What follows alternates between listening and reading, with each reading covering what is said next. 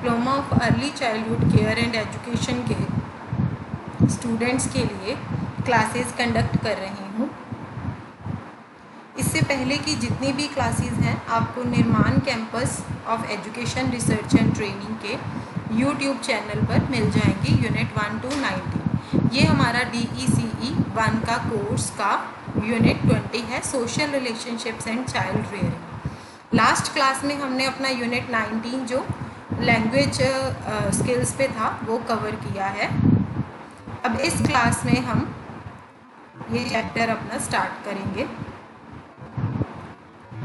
सबसे पहले है डेवलपिंग इनिशिएटिव।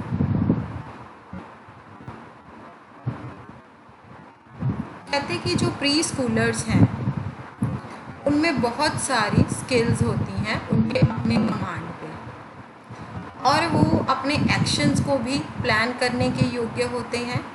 जो एक्शंस उनको अलाउ करते हैं ज़्यादा और करने के लिए इफेक्टिवली,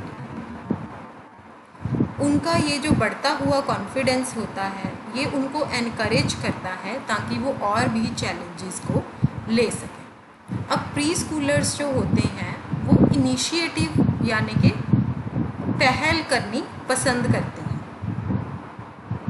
वो ज़्यादा से ज़्यादा डिफ़िकल्ट टास्क को करने की कोशिश करेंगे, जैसे कि बुश के ऊपर से जंप करना, जिगसॉ पजल्स को एक साथ लगाना, पार्क में कोई ना कोई नया वेंचर करना, वो भी सब कुछ अकेले करना। प्री स्कूलर्स जो होते हैं वो अडल्ट्स की गाइडेंस को बहुत जल्दी एक्सेप्ट करते हैं और अपनी एक्टिविटी के लिए प्लान को कैसे बनाना है वो भी बहुत जल्दी लर्न करते हैं। अब जो केयर गिवर्स होते हैं वो बच्चों की एनर्जी को, उनके एंथुसियाज़म को और उनकी पहल को चैनलाइज कर सकते हैं, जो कि उनके स्पेसिफिक गोल्स होते हैं उसके प्रति।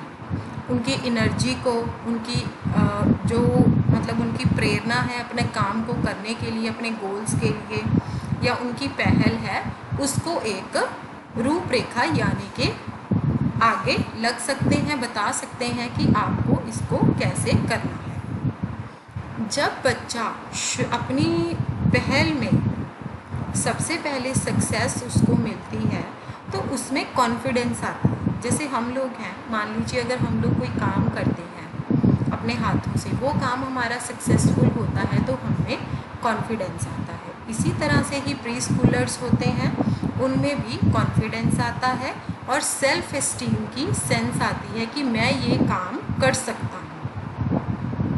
पर यहाँ पर एक प्रॉब्लम है कि जब उनकी कोई विश, कुछ भी करने की विश होती है कि मैं ये करना चाहता हूँ, तो बच्चा उस कारण आगे को काफ़ी दूर चला जाता है। जैसे यहाँ पर एक एग्ज़ाम्पल दी गई है कि एक 4 साल का बच्चा है, वो पेंटिंग स्टार्ट कर देता है करना, सिर्फ पेंट्स के साथ ही नहीं,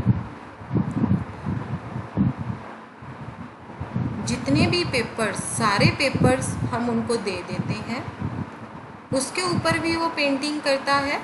बट साथ साथ में वो क्या करता है, अपने क्लोथ्स के ऊपर पेंटिंग कर ली, अपने छोटे भाई के क्लोथ्स के ऊपर पेंटिंग कर ली, किसी चीज़ के ऊपर भी वो काम को करना शुरू कर देते हैं। जैसे हम कहते हैं कि बच्चा दीवारों पर पेंटिंग कर रहा है, दीवारों पर ड्राइंग कर रहा है, इसी तरीके से कहते। अब ये पेरेंट्स के पॉइंट ऑफ व्यू से ये बिल्कुल बहुत ज़्यादा क्लियर होना चाहिए कि हमें बच्चे को उनके बिहेवियर की लिमिट के हिसाब से टीच करना चाहिए। हम उनकी एक्टिविटी को, अगर बच्चे जैसे मान लीजिए दीवारों पे कर रहे हैं या कपड़ों पे कर रहे हैं, तो हमें उनकी उस एक्टिविटी को रिस्ट्रिक्ट भी करना चाहिए। पर जब पेरेंट्स बच्चों को लगातार पनिश करते हैं तो कई बार क्या होता है, बच्चों में गिल्ट भी पैदा होने लग जाती है। वो ये भी फील कर सकते हैं कि उनके जो एक्शंस हैं वो हमेशा गलत होते हैं, है ना, और प्लीजिंग तो बिल्कुल भी नहीं होते हैं, है ना, जिसको देख के हमें तरस आए कि ऐसे हैं। जब पेरेंट्स हर वक्त अपने बच्चे को रिस्ट्रिक्ट करते हैं तो बच्चा जो है पहल करना भी छोड़ देता है, काम करना ही बच्चा छोड़ देता है। वो सिर्फ फिर तब काम करता है जब उसको कोई काम करने का ऑर्डर दिया गया। वो अपने आप से एक्टिविटीज़ को चूज़ करना बंद कर देता है। ऐसा एटीट्यूड जो होता है वो बच्चे की डेवलपमेंट के ऊपर बहुत ज़्यादा नेगेटिव इम्पैक्ट डालता है। अब इस स्टेज के ऊपर जो केयर गिवर्स, जो पेरेंट्स होते हैं, उनका टास्क क्या है? हमें बच्चे में सेल्फ कॉन्फिडेंस लाने में उनकी मदद करनी चाहिए और थोड़ी सी रिस्पॉन्सिबिलिटी उनके एक्शंस के लिए भी, ताकि वो दोबारा से अपनी रिस्पॉन्सिबिलिटी खुद ले सकें। पेरेंट्स को भी थोड़ी सी रिस्पॉन्सिबिलिटी उनके एक्शंस के लिए लेनी चाहिए। उनके पहल को अलग किए, डिस्टर्ब नहीं करना हमें उनके पहल को। हमें बच्चे को ये सिखाना है कि आपको अपने एक्शंस को कैसे कंट्रोल करना है। वो काम करने हैं जो कि सोशली एक्सेप्ट किए जाएं। जो काम सोशली एक्सेप्ट नहीं किए जाएंगे वो आप मत करो। पेरेंट्स को बच्चों को उनके इस काम में मदद भी कर सकते हैं, उनको एक्सप्लेन करके कि उनको ये काम क्यों नहीं करना चाहिए, है ना। उनको काम करने से रोकने की बजाय आप उनको ये बताइए कि आपको ये काम क्यों नहीं करना है, कौन सा काम करना है और कौन सा काम नहीं करना है। कहते जब दो चीज़ों के बीच बैलेंस हो जाए, जैसे कि पेरेंट्स का बच्चों के ऊपर कंट्रोल और बच्चों द्वारा की गई पहल, जब उन दोनों चीज़ों के बीच में एक बैलेंस क्रिएट हो जाएगा, तब क्या है, बच्चे अपनी एबिलिटीज़ में उनको काफ़ी प्लेजर लेने के योग्य भी वो हो जाते हैं और अडल्ट से गाइडेंस भी बेटर लेने के योग्य हो जाते हैं। पर जब ये बैलेंस कहीं भी दिखाई नहीं देता या कहीं भी पैदा नहीं होता है, तब बच्चों की जो इच्छा होती है वो एक कन्फ्लिक्ट में, झगड़े में आ जाती है दूसरों के साथ, कि बच्चे झगड़ा करते हैं, नहीं जी मैं तो ये करूँगा ही करूँगा, और पेरेंट्स जो होते हैं उन पे रिस्ट्रिक्शंस लगाते रहते हैं और बच्चे उसके ऑपोजिट भी हो सकते हैं। तो हमें इस तरह के एफर्ट्स को अवॉइड करना चाहिए ताकि बच्चे जो हैं उनमें कोई भी सेंस ऑफ गिल्ट ना आए, ठीक है। और उनको ये समझाना चाहिए कि हमें वो काम करना है जो कि दूसरे लोग एक्सेप्ट कर सकें और हमेशा ही दूसरों की आज्ञा का पालन भी करना है। उनको खुद को अपने आप, अपने बिहेवियर के ऊपर कंट्रोल करना है और रिस्ट्रिक्शंस भी लगानी है।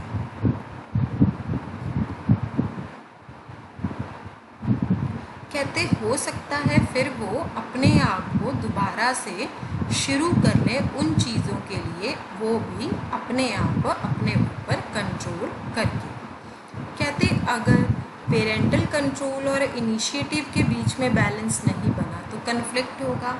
अगर कन्फ्लिक्ट को नहीं सॉल्व किया जाएगा तो जो बच्चा है उसमें इनिशिएटिव ना लेने की चीज़ time by time, day by day और ज़्यादा बढ़ती जाएगी और बच्चा ये फील करेगा सिर्फ एक यही तरीका है जिसके थ्रू वो काम कर सकता है कि जो दूसरे चाहते हैं उसको मना करके जो वो खुद चाहता है या जो उसको करने के लिए मना किया गया है वही काम करना सही है।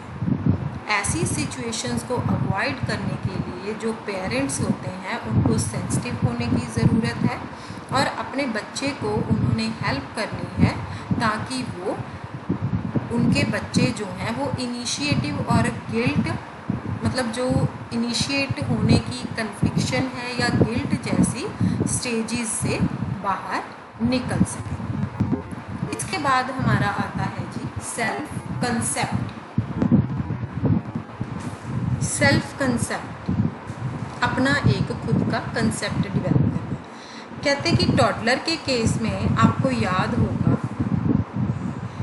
उन्होंने अपनी एक खुद की फिज़िकल सेल्फ जो थी वो एक्वायर करी थी, मतलब एक अंडरस्टैंडिंग कि वो एक इंडिविजुअल है। अब नेक्स्ट स्टेप क्या है अपना कंसेप्ट बनाने के लिए कि अपने आप को डिफ़ाइन करना। किस टर्म्स में? अपनी एक इंसान की क्या फिज़िकल करैक्टरिस्टिक्स हैं, क्या एटीट्यूड्स हैं, क्या बिलीव्स हैं, क्या पर्सनैलिटी ट्रेट्स हैं। ये जो प्रोसेस है ये प्री स्कूल से स्टार्ट होता है और पूरी लाइफ तक कंटिन्यू चलता है। अब हम इसके बारे में पढ़ेंगे कि सेल्फ कंसेप्ट कैसे प्री स्कूल ईयर्स में डेवलप होता है। एक बार जब बच्चा अपने बारे में अवेयर हो जाता है तो ये ऑब्वियस हो जाता है कि पहली चीज़ जो वो नोटिस करेगा वो है उसके फिजिकल कैरेक्टरिस्टिक्स। फिर खुद को डिफाइन करने का प्रोसेस तो इस चीज़ के साथ शुरू होता है, पहले खुद के फिजिकल फीचर्स को नोटिस करना। प्री स्कूलर्स अपने आप को पहले कैसे डिफाइन करते हैं कि मैं बॉय हूँ या गर्ल हूँ। फिर वो ऑब्ज़र्व करते हैं कि वो कैसे दिखते हैं, कितने वो टॉल हैं, क्या उनके बाल कर्ली हैं या और ऐसी कई तरह की चीज़ें। फिर वो ये भी नोटिस कर सकते हैं कि इवन जब वो किसी ऑब्जेक्ट को डिस्क्राइब कर रहे हैं तो जो प्री स्कूलर्स होते हैं वो सबसे पहले उनकी जो बाहरी दिख होती है, बाहर से वो ऑब्जेक्ट जैसे दिखता है पहले वो उसके बारे में बताएंगे। जैसे कि वो क्या कह सकते हैं कि this ball is red in colour, ये कहने की बजाय ये बॉल रबड़ की बनी हुई है। इसी तरह से जो प्री स्कूल बच्चे होते हैं उनमें सेल्फ कंसेप्ट डेवलप हो रहा है। इसका मतलब ये है कि बच्चे अपने जो उनके खुद के करैक्टरिस्टिक्स विजिबल हैं, जो दिखाई देते हैं, वो खुद को उस टर्म में डिफाइन करते हैं। कहते कि जब हम उनको उनके खुद के बारे में डिस्क्राइब करने के लिए पूछते हैं तो प्री स्कूलर्स क्या कहते हैं कि उनको क्या खेलना पसंद है, किसके साथ खेलना पसंद है, वो कहाँ रहते हैं, उनको क्या पसंद है ना। वो अपने आप को किस तरह से डिफ़ाइन करते हैं कि मेरा बिहेवियर क्या है, मेरा फेवरेट काम क्या है। जैसे कि मुझे ट्राईसाइकिल राइड करना अच्छा लगता है ना। बच्चे के प्री स्कूल की एज में बच्चे का जो सेल्फ कंसेप्ट होता है उसका स्ट्राइकिंग एस्पेक्ट ये है कि उसकी खुद की क्या डिस्क्रिप्शन है, उनके लिए वही एक एब्सोल्यूट होता है। वो अपने आप को डिफ़ाइन करते हैं कि मैं बिग हूँ या मैं स्मॉल हूँ या मैं ओल्ड हूँ या मैं यंग हूँ। वो आम तौर पर अपने आप को किसी और के रिलेशन के साथ नहीं देखते हैं। तो इसीलिए जब वो अपने आप को डिस्क्राइब करते हैं वो इस तरह के वर्ड्स को यूज़ नहीं करते, बिगर और स्मॉलर, ओल्डर और यंगर, किसी और पर्सन के कंपैरेटिवली। ये उनकी कॉग्निटिव एबिलिटीज़ को ध्यान में रखकर है, जो कि हमने ऑलरेडी अर्लियर यूनिट्स में पढ़ा हुआ। अब यहाँ पर प्री स्कूलर्स के सेल्फ कंसेप्ट की एक एग्जांपल है कि उनमें से एक बच्चे ने अपनी सेल्फ डिस्क्रिप्शन किस तरह दी। वो कहता है फॉलोइंग सेंटेंस, जब उससे पूछा गया कि तुम अपने बारे में कुछ बताओगे, ऑफ कोर्स उसने ये सब कुछ एक ही बार में अपने बारे में नहीं बताया, बट ग्रेजुअली उसने अपने बारे में बताया। My name is Ale. I have black eyes and black hair. I am 6 years old. I like to play with ball. I have brothers and sisters. I live in Narela. I go to school. I have many marbles.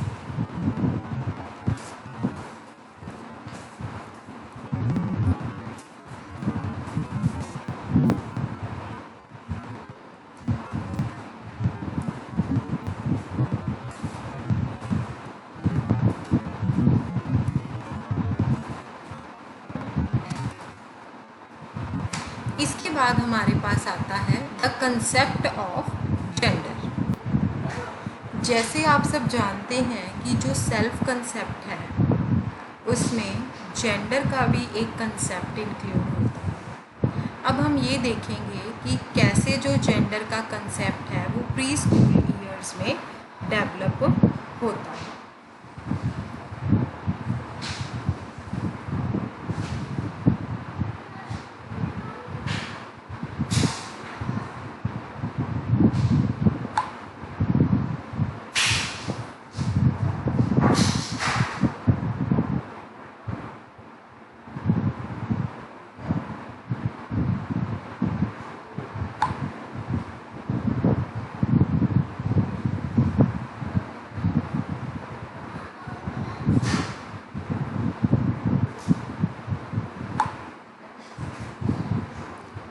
कहते कि आप पढ़ चुके हैं इसके बारे में कि जो टॉडलरहुड होता है उस स्टेज के बिल्कुल एंड में जो बच्चे होते हैं वो एक आदमी और औरत में फ़र्क करना सीख जाते हैं। कैसे? उनके एक्सटर्नल फीचर्स को देख के, जैसे उनके बालों की लेंथ को देख के या फिर और कपड़े उन्होंने क्या पहने हैं उसके बेस के ऊपर वो ये भी बताने के योग्य हो जाते हैं कि वो खुद बॉय हैं या गर्ल हैं। इसका मतलब ये है कि वो लोग जेंडर आइडेंटिटी को पहचानने लगे हैं। बट इसका मतलब ये नहीं है कि उनको जेंडर के कंसेप्ट के बारे में कंप्लीट अंडरस्टैंडिंग है। एक चीज़ जो वो नहीं जान सकते हैं वो ये है कि जो जेंडर है वो हर वक्त सेम कांस्टेंट रहता है। वो ये बिलीव करते हैं कि वो और दूसरे लोग जो हैं वो जेंडर को चेंज कर सकते हैं अपने कपड़े पहन के और ऑपोजिट सेक्स की डिफरेंट एक्टिविटीज़ करके।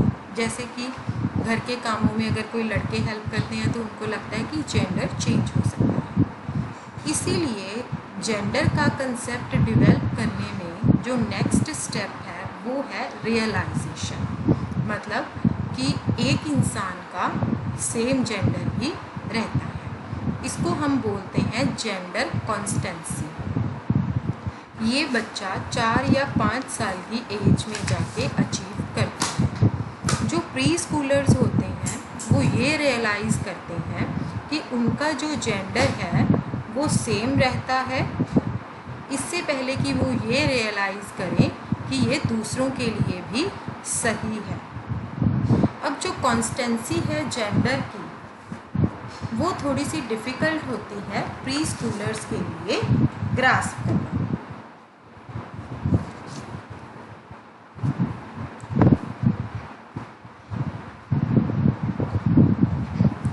पर्टिकुलरली दूसरे की फ़िज़िकल एट्रीब्यूट्स को देख के या दूसरे की अपीयरेंस जो कि चेंज होती है। ये कोई सरप्राइजिंग नहीं है कि अगर आप ये पढ़ेंगे कि प्री स्कूलर जो है उसको कंजर्विंग में डिफ़िकल्टी आती है। जो कंजर्वेशन होती है आप जानते हैं कि उसमें अंडरस्टैंडिंग इन्वॉल्व होती है कि चीज़ें जो हैं वो सेम रहती हैं इवन दो अगर वो किसी भी मैनर में एक्सटर्नली भी चेंज होती है। यही चीज़ जेंडर कॉन्स्टेंसी में इन्वॉल्व होती है। इसीलिए एक जेंडर की कंप्लीट अंडरस्टैंडिंग जो है वो 5 या 6 साल की उम्र में जाके डेवलप होती है, जब एक बच्चा थोड़ा सा इन्फ्लुएंस होता है कि उसने क्या देखा है। हो सकता है कि वो बालों की लेंथ हो सकता है या वो किसी भी किस्म के कपड़े हो जो किसी ने पहने हो। दूसरा एस्पेक्ट क्या है कॉन्सेप्ट को समझने का, सेक्स रोल बिहेवियर। इसका मतलब ये है, इसका मतलब ये समझना कि फीमेल और मेल बिहेवियर में क्या अप्रोप्रिएट होता है। हमारी सोसाइटी में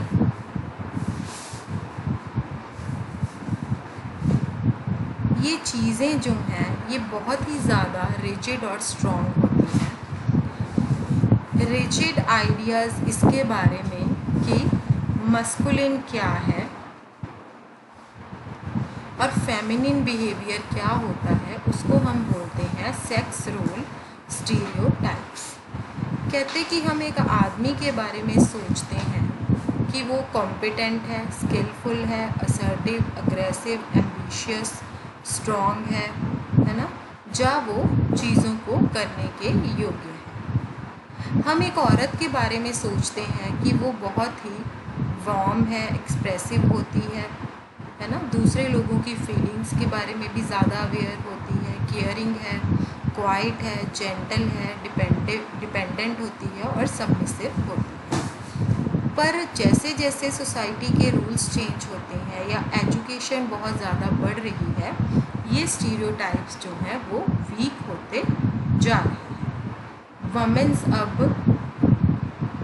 जॉब्स ले रही हैं, है ना, मेल्स की तरह अपने आप को कंसीडर कर रही हैं और ज़्यादा इंडिपेंडेंट बन रही हैं और सेल्फ रिलायंट भी बन रही हैं। बट ये जो स्टीरियोटाइप्स होते हैं ये थोड़े से ब्लर्ड होते जा रहे हैं।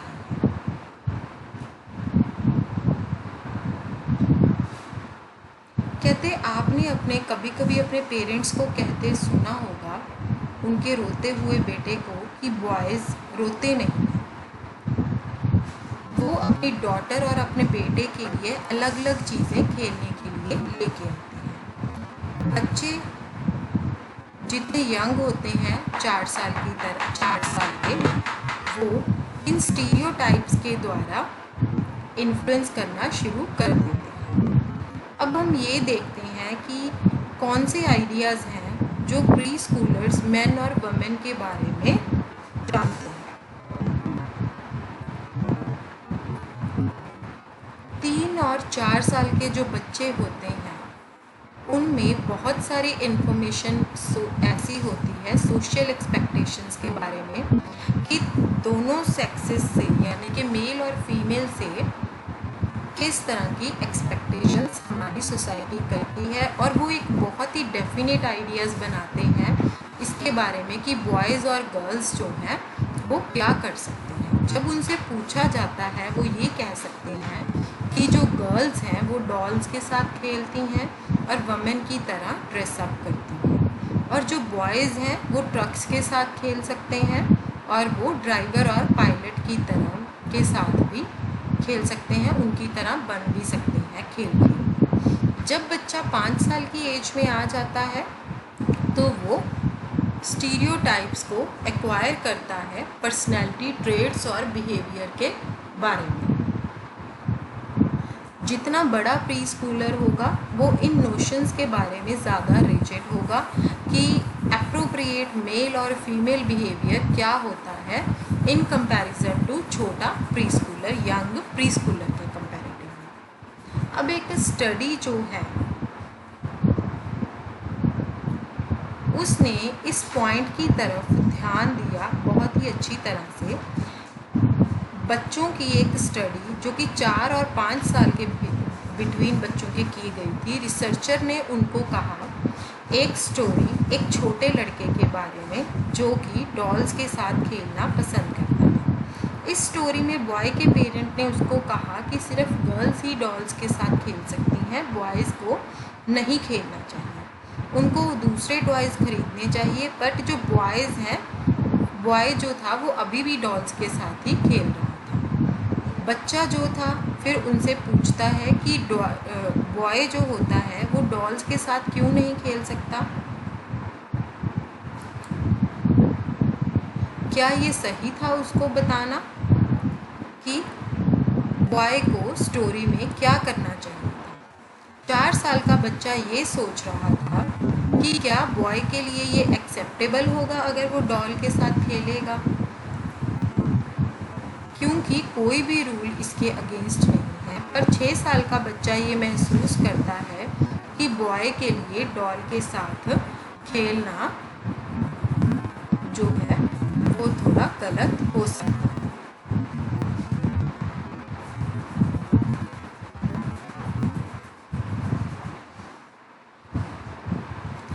जैसे जैसे बच्चा बड़ा होता है, प्री स्कूल ईयर्स की तरफ जाता है, वो अपनी डेवलपमेंट उसकी कॉन्टिन्यूशंस में चलती रहती है, ये नोशंस के साथ कि एक मेल और फीमेल को कैसे बिहेव करना चाहिए। बट ये बहुत ही कम रिजिड बन जाता है स्टीरियोटाइप्स के बारे में। जो 9 और 10 साल का बच्चा होता है वो ये रिकॉग्नाइज बहुत ज़्यादा तेज़ी से करता है कि एक पर्सन जो है कैसे मस्कुलिन और फेमिनिन बिहेवियर से जुड़ सकता है।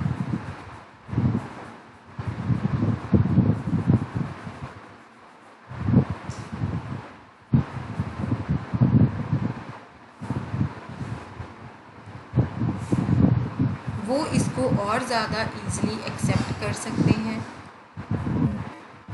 अगर लोग ऐसा स्टीरियोटिपिकल बिहेवियर ना दिखाएं उनसे एक्सपेक्ट। ऊपर की जो स्टोरी फॉर एग्ज़ाम्पल ज़्यादातर जो 9 साल का बच्चा होता है वो ये रिप्लाई करता है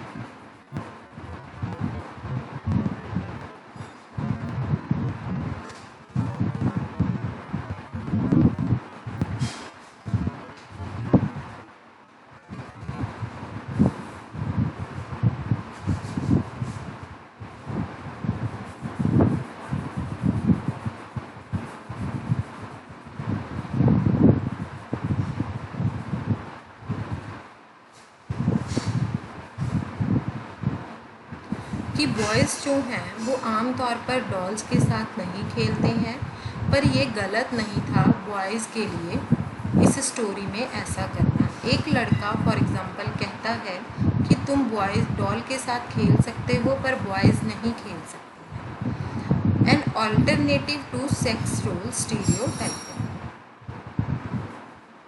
कहते ये बहुत अच्छा होगा अगर हम मेल और फीमेल के बीच सही बिहेवियर के बारे में रिजिड ना हो, पर इसकी बजाय ये समझना कि जो मस्कुलिन जो मेल और फीमेल की क्वालिटीज़ होती हैं वो हर इंसान के लिए ज़रूरी होती हैं और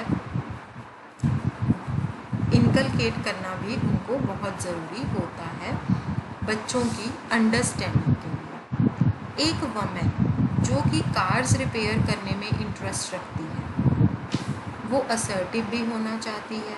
ट्रेडिशनली ये डिफ़ाइन किया जाता है कि मस्कुलिन ट्रेड्स जो हमारी सोसाइटी में हैं और स्टिल उसको यही फील कराया जाता है कि वमेन ये काम को नहीं कर सकती है।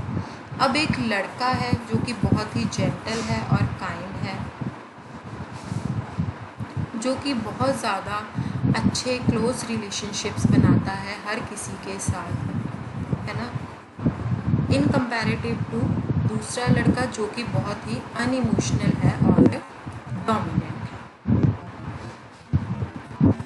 एक पर्सन के लिए ये डिज़ायरेबल होता है कि उसमें बोथ फेमिनिन और मस्कुलिन क्वालिटीज़ हों, एक इंडिपेंडेंट और कंपैशनेट बनने के लिए, जेंटल और असर्टिव बनने के लिए। इसमें कुछ भी गलत नहीं है कि बॉयज़ की जो पालन पोषण है उसको एनकरेज करना और असर्टिवनेस गर्ल्स में एनकरेज करना।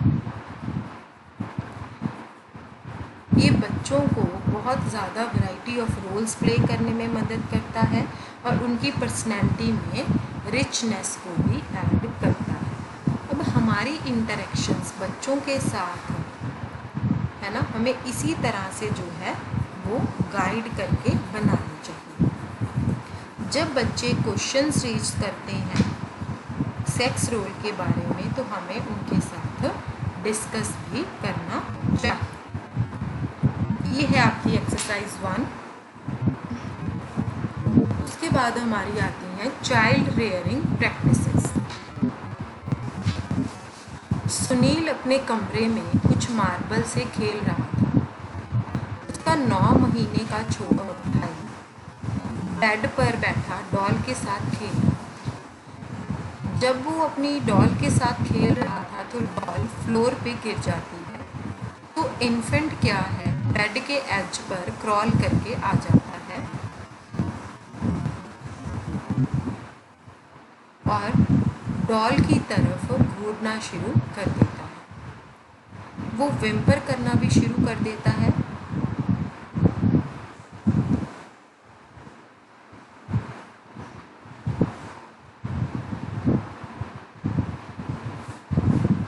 यहाँ पर विम्पर का मतलब क्या है? विम्पर का मतलब होता है रिरियाना, मतलब ठिनठिनाना या बच्चे का रोना। सुनील क्या करता है?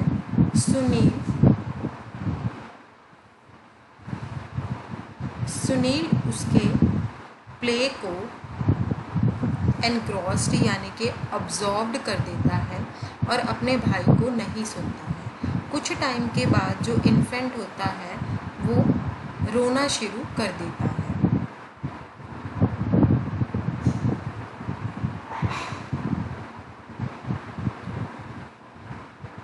अब वो चौंका दिया उसने। सुनील ने अपने खेल से हटके ऊपर की तरफ देखा। जब उसने देखा कि जब उसने डॉल की तरफ देखा, उसने डॉल को पिक किया, अपने छोटे भाई को दिया, उसकी पीठ को थपथपाया और फिर उसके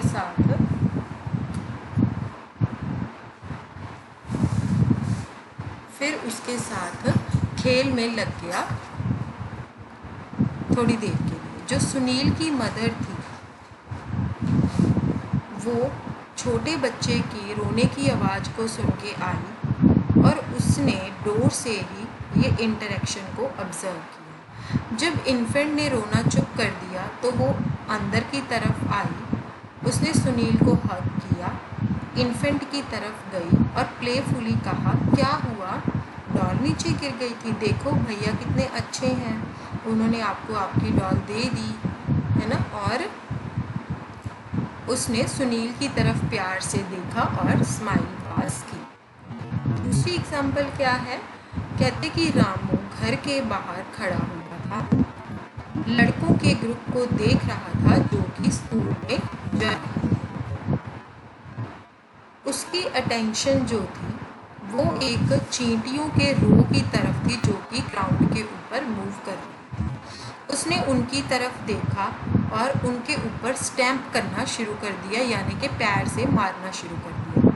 उसका जो बड़ा भाई था 15 साल का, वो मार्केट से वापस आ रहा था।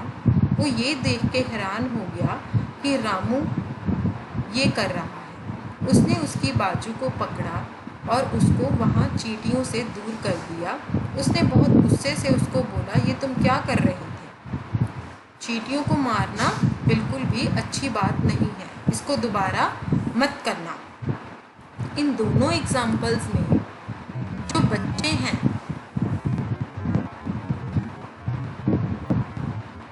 उन्होंने बहुत ही अच्छा सोशल बिहेवियर दिखाया। पहली एग्जाम्पल में क्या था? मदर ने बच्चे की प्रेज़ की उसके हेल्पफुल बिहेवियर के लिए। दूसरी एग्जाम्पल में क्या था? ब्रदर ने बच्चे को जब डांटा उसके साथ वो क्रिएट हुआ लिविंग क्रिएचर्स को मारने के। तो बच्चा जो था यहाँ पर सोशलाइज था। सोशलाइजेशन कहते कि क्या है? वो एक ऐसा प्रोसेस है जिसके द्वारा एक बच्चा जो है बिहेवियर अच्छे से करना सीखता है, स्किल्स को एक्वायर करता है, वैल्यूज़, बिलीव्स और स्टैंडर्ड्स जो है उसको एक्वायर करना सीखता है, जो कि करेक्टरिस्टिक्स होते हैं, अप्रोप्रिएट हैं और अपने कल्चर में डिज़ायरेबल होते हैं। ज़्यादातर जो पेरेंट्स होते हैं उनको आइडिया होता है इसके बारे में, जहाँ पर उसके बच्चे ऐसे दिखाई देते हैं। ये सोशलाइजेशन के गोल्स हैं, है ना। वो एक कल्चर से दूसरे की तरफ वेरी करते हैं, इवन एक फैमिली से दूसरी फैमिली के कल्चर की तरफ भी वेरी करते हैं। जो बच्चा है वो एक एप्रोप्रिएट बिहेवियर को एक्वायर करता है पेरेंट्स की डायरेक्ट टीचिंग के थ्रू, सिबलिंग्स की डायरेक्ट टीचिंग के थ्रू, पीयर और टीचर्स। कई बार वो इनडायरेक्टली भी बिहेवियर को एक्वायर करता है, जैसे कि वो लोगों को देखता है और उनके बिहेवियर की तरह ही नकल करता है। अब जो सेक्स एप्रोप्रिएट बिहेवियर होता है, जैसे जिसमें कई ट्रेड्स होते हैं, एल्ट्रुइज्म या दूसरे लोगों की रिस्पेक्ट करनी, ये भी बच्चा सीखता है। सोशलाइजेशन जो प्रोसेस होता है वो इन्फेंसी से ही स्टार्ट हो जाता है।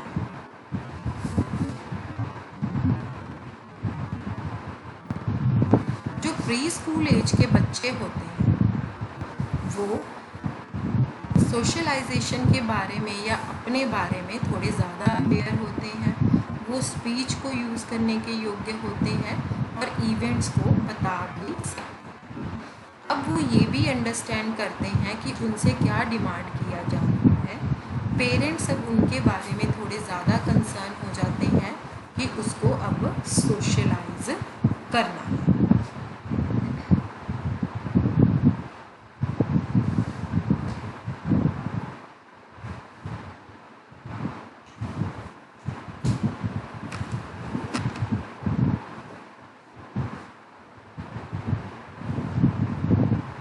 अब जो parents, teachers, peers, radio, television या मैगजीन्स जो होती हैं वो बच्चे की पर्सनैलिटी को भी अलग अलग तरीके से इन्फ्लुएंस करती हैं। जो फैमिली है वो एक बहुत ही मोस्ट इम्पॉर्टेंट फैक्टर होता है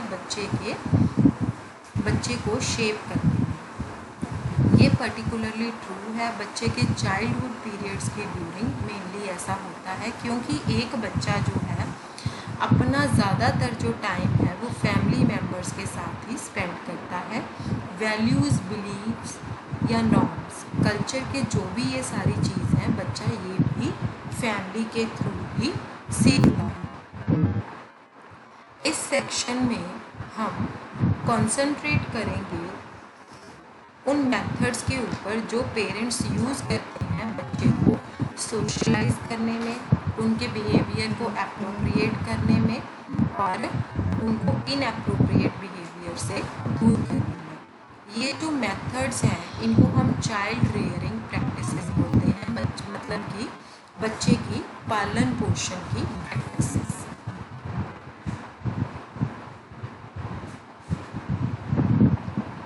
पेरेंट्स जो होते हैं, हर तरह के जो पेरेंट्स हैं वो अपने बच्चे की जो उनको पालने की प्रैक्टिसेस हैं उनका अलग अलग तरीका होता है जो वो यूज़ करते हैं। ये पर्टिकुलरली इम्पॉर्टेंट है यहाँ पर डिस्कस करना, क्योंकि वो बच्चे की पर्सनैलिटी और एटीट्यूड को अफेक्ट करते हैं। सबसे एक मेन रीज़न जो है वो ये है कि बच्चे जो हैं वो सोसाइटी में जो एक्सपीरियंस करते हैं वही उनकी सोशलाइजेशन में आ जाता है। अब फैमिली इन्वायरमेंट भी हर जगह अलग अलग होता है, हर किसी का फैमिली एक्सपीरियंस भी अलग अलग होता है ना। तो बच्चे जो हैं उसी चीज़ को अडॉप्ट कर लेते हैं। अब चाइल्ड रेयरिंग प्रैक्टिसेस का एक एस्पेक्ट है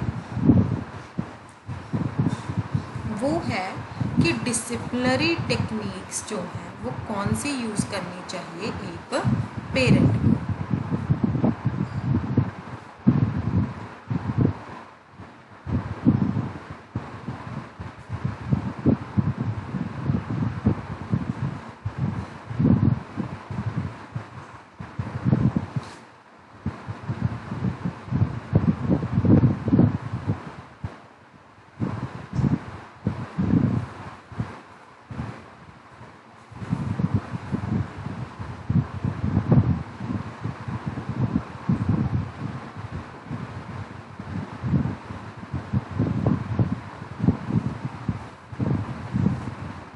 दूसरा एस्पेक्ट क्या है, पेरेंटिंग का स्टाइल।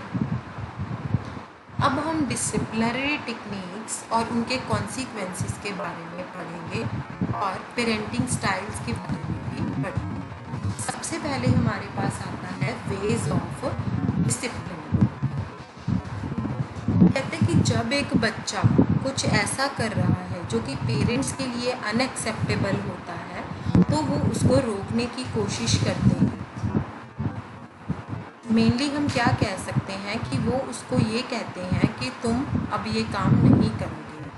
अब उसके भी दो तरीके हैं कि पेरेंट्स किस तरह से रिस्पॉन्ड करेंगे। कई पेरेंट्स जो होते हैं वो बच्चे के एक्शन के कारण को पॉइंट आउट करते हैं, फिर रीज़न देखते हैं, फिर उसको बच्चे को अपील करते हैं कि उसकी क्या रिस्पॉन्सिबिलिटी है, उसका क्या दूसरों के लिए कंसर्न है ताकि वो चीज़ दोबारा ये ना करे। जब बच्चे को हमने डिसिप्लिन सिखाना है तो हमें उसको ये कहना चाहिए कि पिंकू को तुम हिट मत करो, इससे उसको चोट लगती है, या फिर तुम दूसरों के टॉयज़ को मत उठाओ,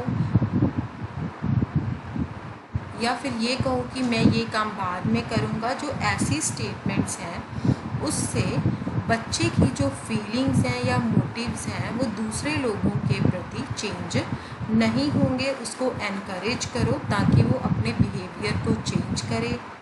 उसको समझाने की कोशिश करो कि क्या रूल्स होते हैं और उन रूल्स के पीछे क्या रीज़न होते हैं। जो पेरेंट्स बच्चे को डिसिप्लिन सिखाने में थोड़े नरम रहते हैं, है ना, तो उनके बच्चे भी जो हैं वो जेंटल होते हैं और अफेक्शनेट होते हैं। हमें बच्चों को ये कन्वे करना है कि जो एक गंदा बिहेवियर है या गंदे एक्शंस हैं वो गलत होते हैं। वो ये कहना चाहिए कि आपने ये किया है वो गलत था, ये कहने की बजाय कि आप बुरे लड़के। जो इस तरह के डिसिप्लिनिंग मेथड होते हैं उसको हम बोलते हैं अफेक्शन ओरिएंटेड, और ये मेनली बच्चों बहुत ज़्यादा इफ़ेक्टिव होते हैं बच्चों को सोशलाइज करने में। दूसरी तरफ क्या है, कई पेरेंट्स जो हैं वो कमांड्स को यूज़ करते हैं अपने बच्चों को एक पर्टिकुलर बिहेवियर करने से। वो कहते हैं कि डोंट डू दैट, ये मत करो, मैंने तुमको एक बार बोल दिया था ना कि तुम रुक जाओ, ये तुम मत करो। बच्चे को बिना कोई रीज़न दिए हुए हम उसके इस बिहेवियर को रोकने की कोशिश करते हैं।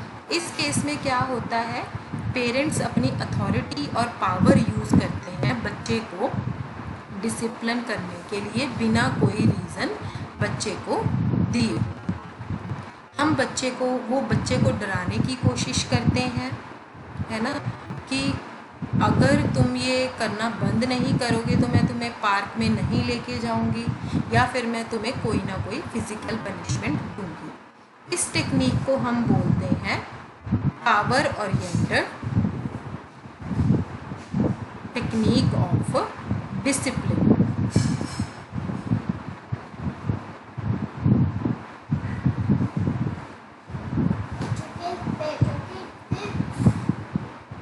हम में से बहुत सारे लोग ऐसे हैं जो कि ऊपर मेंशन किए हुए जो स्टाइल हैं हम बच्चे को डिसिप्लिन करने के लिए वो यूज़ करते हैं, है ना। ये हर किसी का अपना पर्सनल एक्सपीरियंस होता है कि जब बच्चा कुछ कर रहा है या तो हम उसको हर्ट करते हैं या ज़्यादा लोग अपनी power oriented disciplining technique use करते हैं, बिना बच्चे को कोई रीज़न बताए यूज़ करते हैं। कई बार क्या होता है, कोई भी और मेथड को यूज़ नहीं किया जाता है पर पावर ओरिएंटेड टेक्निक हमेशा वर्क करती है। अगर आप बार बार ये टेक्निक को यूज़ करोगे, बच्चे को डराओगे, धमकाओगे, बच्चे को कोई एक्सप्लेनेशन नहीं दोगे तो बच्चा अपनी उम्र में एक अलग तरह का एक्सपीरियंस जो है वो अचीव कर लेगा। अगर आप बाद में कभी उसको समझा के कोई रीज़न देने की कोशिश करोगे तो वो आपकी बात को कभी भी सुनेगा नहीं। इसलिए पेरेंट्स जो हैं उनको अफेक्शन ओरिएंटेड टेक्निक को ही अपनाना चाहिए instead of using power technique. अब जो अफेक्शन ओरिएंटेड टेक्निक है वो बहुत ज़्यादा इफ़ेक्टिव होती है बच्चे को सोशलाइज करने में। वो बच्चे की मोरल वैल्यूज़ को सेंस करती है, उनके बिहेवियर को एनहांस करती है और उनकी पर्सनल रिस्पॉन्सिबिलिटी की सेंस को भी प्रमोट करती है। बच्चा अपने पेरेंट्स के रूल को अपने आप एक्सेप्ट करता है और उसका पार्ट बनने की कोशिश करता है।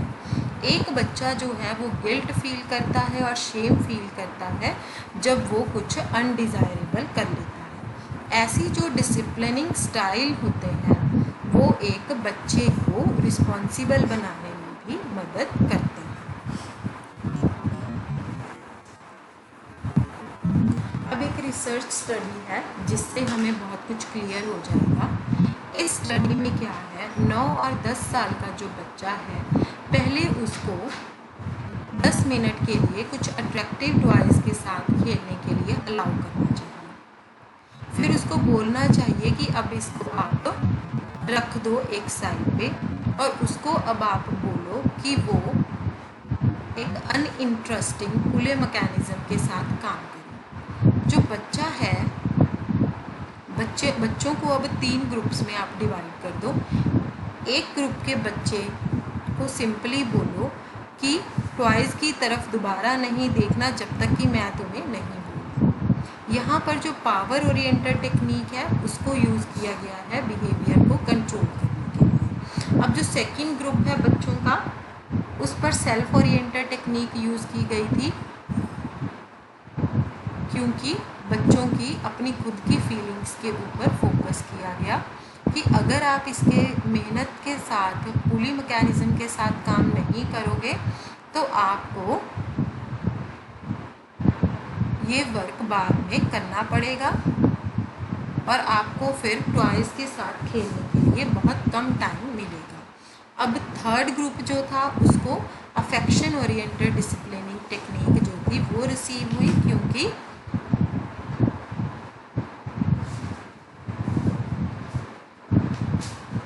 तब उनको ये बोला गया कि अगर आप अब टॉयज़ की तरफ देखोगे तो इसका मतलब आप मुझे अनहैप्पी कर रहे हो, और अगर आप मेहनत नहीं करोगे तो आपको ये काम बाद में करना, तो हम आपको बाद में ये काम करना पड़ेगा और आपको बहुत कम टाइम मिलेगा ये काम करने के लिए। ये देखा गया कि जो बाद वाला ग्रुप था उसने बहुत ज़्यादा मेहनत की इंटरेस्टिंग टॉयज़ के साथ भी और कम टाइम स्पेंड किया टॉयज़ के साथ, और जो बाकी 2 ग्रुप की बजाय।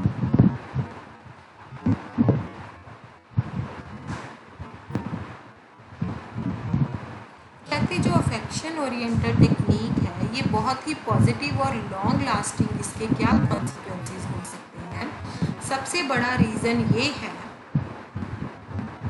कि जब पेरेंट्स डिसिप्लिनिंग स्टाइल को यूज़ करते हैं तो वो बच्चे को हेल्प कर रहे हैं कि वो दूसरों की फीलिंग के ऊपर फोकस करे, वो बच्चे की इमोशंस को अपील करते हैं। इसके साथ साथ जब पेरेंट्स बच्चों को रूल बताते हैं, एक्सप्लेन करते हैं, तो वो बच्चों को ये इन्फॉर्मेशन देते हैं कि उसको अपने एक्शंस को जज करना चाहिए और अपने फ्यूचर बिहेवियर के लिए उसको एज अ गाइडेंस यूज़ करना चाहिए। आइडली क्या है, जो डिसिप्लिनिंग का मेथड है वो इस तरह का होना चाहिए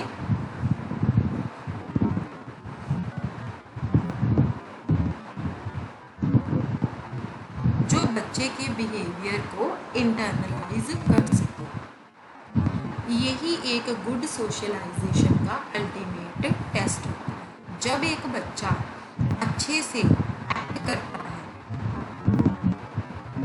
जब वो दूसरों की तरफ देख रहा होता है, वो बहुत ही सिंपल तरीके से दूसरों को प्लीज़ करने की कोशिश करता है और पनिशमेंट्स को अवॉइड करता है।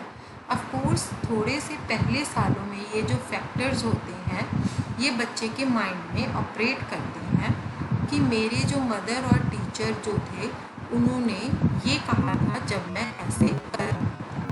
बट जैसे जैसे बच्चा बड़ा होता है तब वो अपने बिहेवियर को कंट्रोल करने के लिए एक्सटर्नल फैक्टर की बजाय इंटरनल फैक्टर पे शिफ्ट हो जाता है। इसीलिए बच्चा अपने आप ये फील करता है कि उसको कैसे एक्सेप्टेबल वे में बिहेव करना है।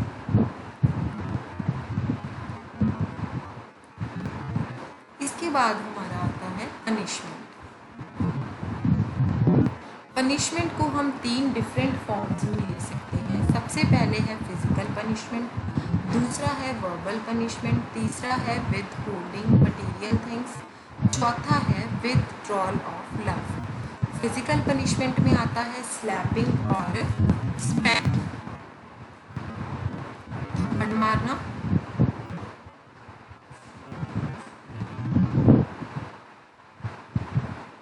और जल्दी मतलब स्पैक करना। मैं आपको कैसे बताऊँ,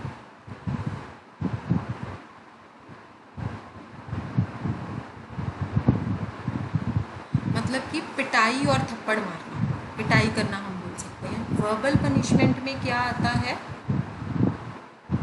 स्कोल्डिंग, स्वेयरिंग एंड थ्रेटनिंग, मतलब बच्चे को डांटना, गाली देना या धमकी देना। अब विद होल्डिंग मटेरियल थिंग्स में क्या आता है, ईटेबल्स, टॉयज या क्लोथ्स के रिलेटेड कोई पनिशमेंट देनी।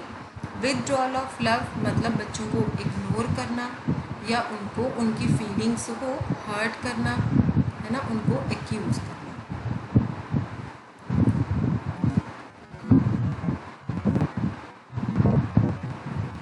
कहते कि अगर हम किसी बच्चे के साथ डेली पनिशमेंट वाला बिहेवियर करेंगे बच्चे के बिहेवियर को ठीक करने के लिए, तो इसके नेगेटिव आउटकम्स भी हो सकते हैं।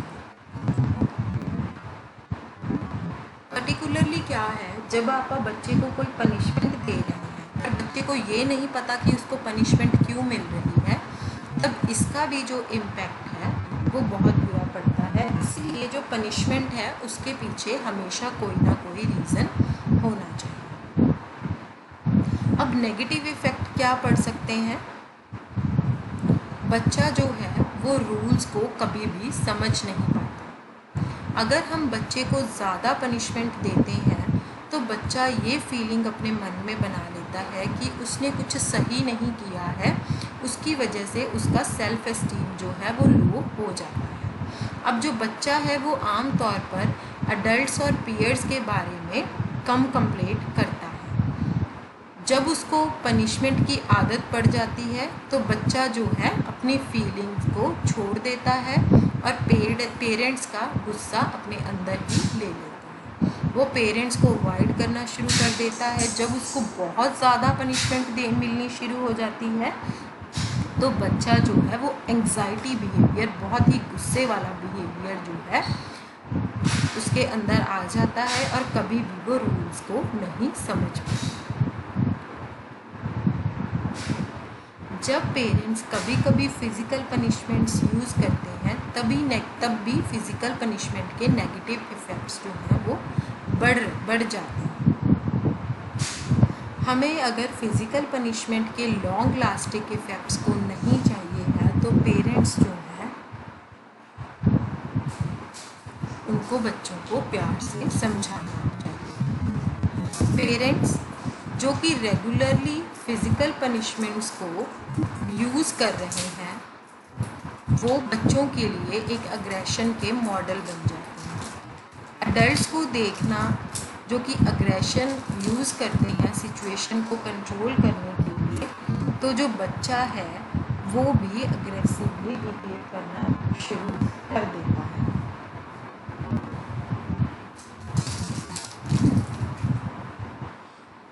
कई रिसर्च स्टडीज़ ने इस फैक्ट को सपोर्ट किया है। एक रिसर्च स्टडी में ये बताया गया है कि प्री स्कूलर्स जो हैं वो पेरेंट और बच्चों के झगड़े को लेकर वीडियो टेप्स उन्होंने दिखाई थी और पूछा था कि वो क्या करेंगे अगर वो पेरेंट होंगे। रिप्लाई में बच्चों ने मेंशन किया उसी तरह के डिसिप्लिनिंग मेथड को जो कि उनके पेरेंट्स उनके साथ यूज़ करते हैं।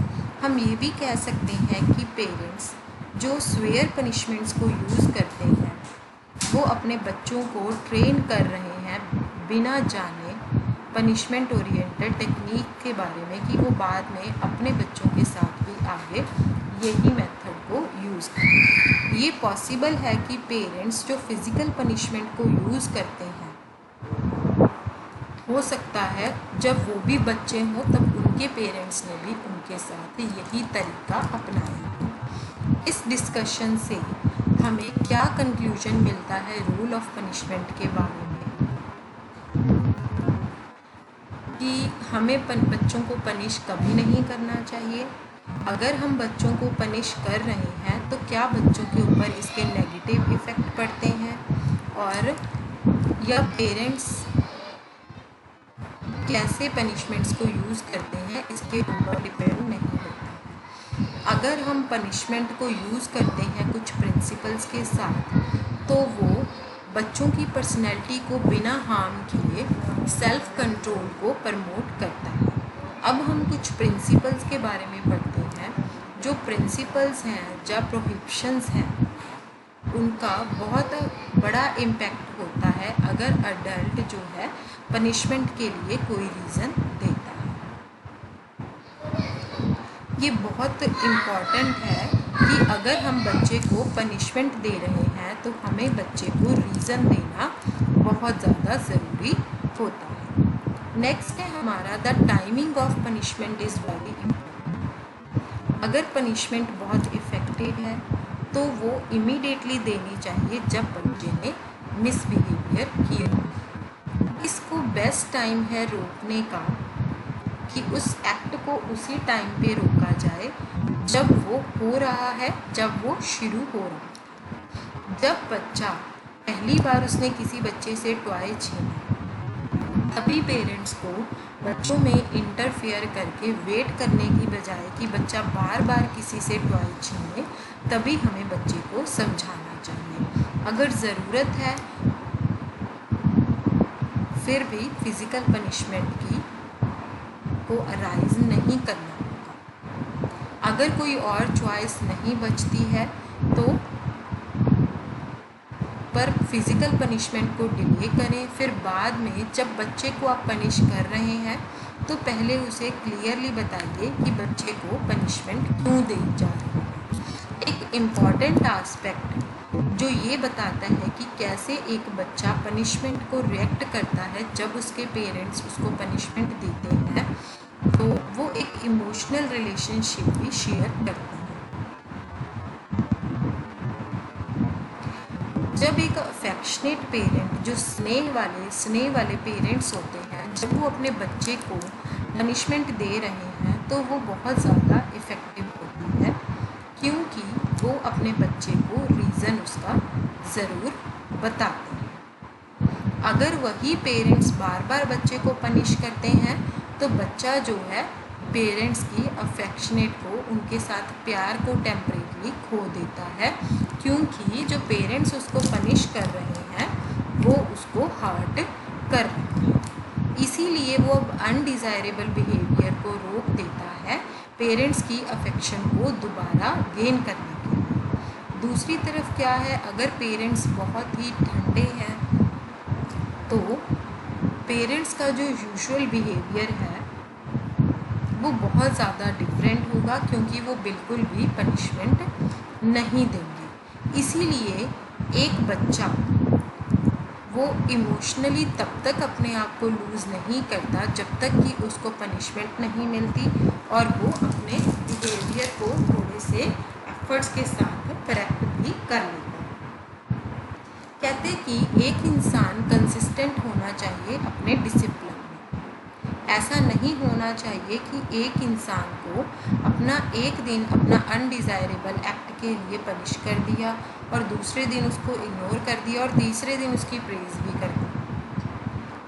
अगर आप एज अ पेरेंट आपको लग रहा है कि बच्चे का अनडिज़ायरेबल बिहेवियर है, उसको पनिश करने की बजाय उसको पहले प्यार से समझाना बहुत ज़रूरी है। अब जो पनिशमेंट है अगर हम किसी एक्शन के लिए देते हैं वो फेयर और माइल्ड होनी चाहिए, पर जो माइल्ड पनिशमेंट है उसका बच्चे के ऊपर कोई इफेक्ट नहीं पड़ना चाहिए। अगर पनिशमेंट सिर्फ मॉडरेट है, वो सीवियर नहीं है, क्योंकि बच्चा जो है वो हमेशा ओबीडियंट रहता है, तो फिर भी कई बार बच्चे में डर पैदा हो जाता है।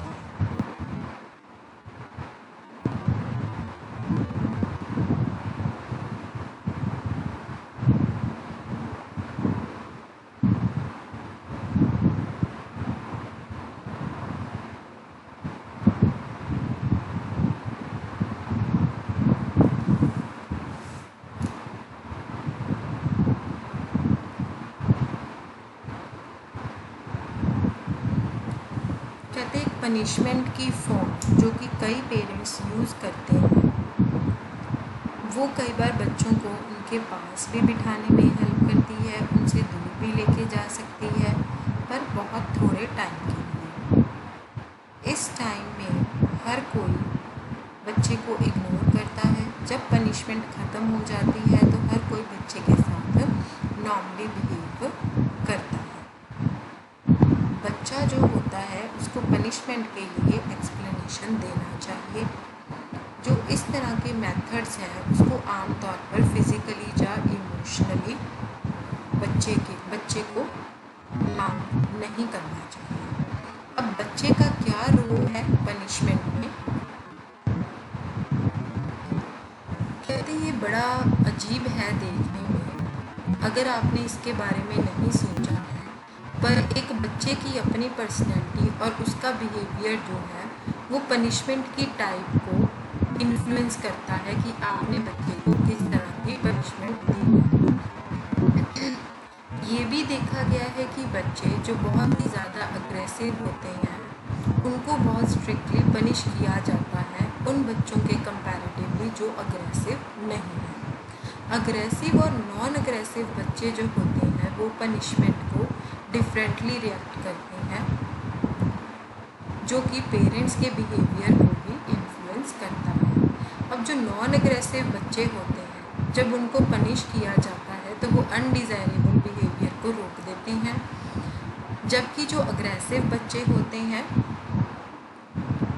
उनका जो अनडिज़ायरेबल बिहेवियर है वो आमतौर पर बढ़ता है, पर्टिकुलरली अगर पावर ओरिएंटेड टेक्निक को यूज़ किया जाए। अगर बच्चे को वो अनडिज़ायरेबल बिहेवियर करते हुए देखते हैं तो पेरेंट्स और भी ज़्यादा पनिश करना शुरू करते हैं, तो एक जो साइकिल है वो सेट हो जाता है। बच्चा मिसबिहेव करता है, पेरेंट्स उसको पनिश करते हैं, फिर जो बच्चा है वो पेरेंट को डिफाई करता है, फिर पेरेंट जो हैं वो और पनिशमेंट देते हैं, फिर बच्चा जो है उसका लेवल ऑफ एग्रेशन बढ़ने लग जाता है, फिर ये चेन को तोड़ना बहुत ज़्यादा डिफ़िकल्ट हो जाता है। ये देखने में भी आया है कि अगर पेरेंट और बच्चा एक ही ट्रैप में पकड़े जाएं तो इस सिचुएशन को चेंज भी किया जा सकता है। कहते हैं अब एंड में हम यही कहेंगे कि जो बच्चे की पालन पोषण की प्रैक्टिस है जो पेरेंट्स फॉलो करते हैं वो बच्चे की पर्सनैलिटी पे भी इफ़ेक्ट डालती है।